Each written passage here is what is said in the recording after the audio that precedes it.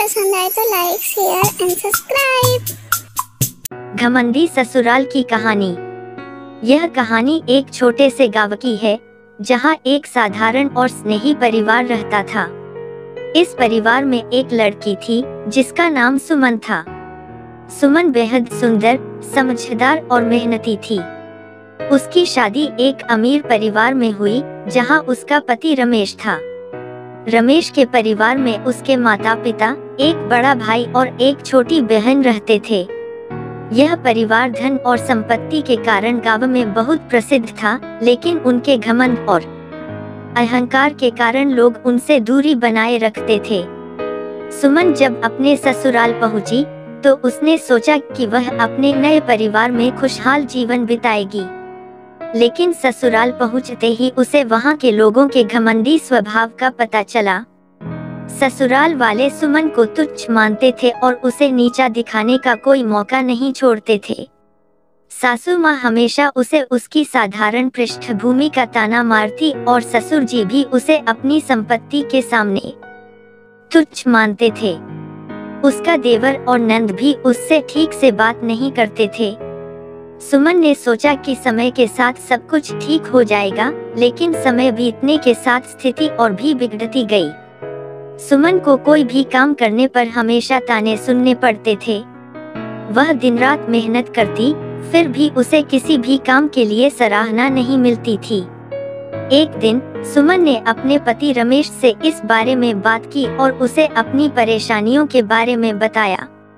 रमेश ने सुमन की बातों को गंभीरता से लिया और उसने अपने परिवार से बात की, लेकिन परिवार वालों ने उसकी बात को नजरअंदाज कर दिया और सुमन को ही दोषी ठहराया।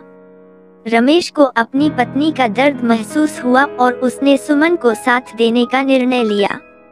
रमेश ने सोचा कि सुमन की काबिलियत और मेहनत को साबित करने का समय आ गया है। उसने सुमन को एक छोटे से व्यवसाय की शुरुआत करने का प्रस्ताव दिया।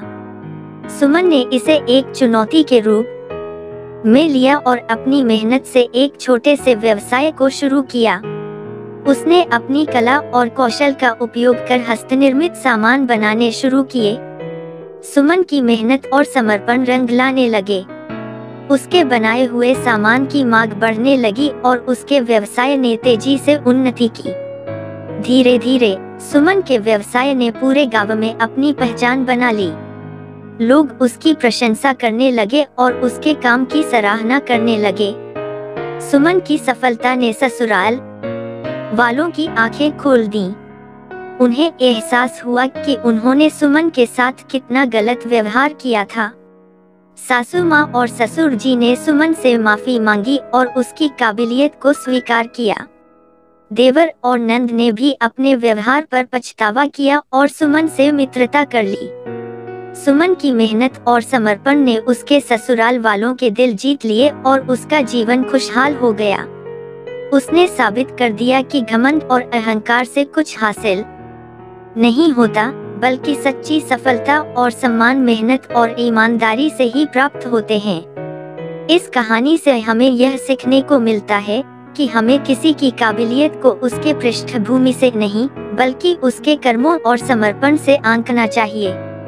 सुमन की तरह हमें भी अपने समर्पण और मेहनत से अपने जीवन में सफलता प्राप्त करने का प्रयास करना चाहिए और कभी भी घमंड और अहंकार को अपने ऊपर हावी नहीं होने देना चाहिए।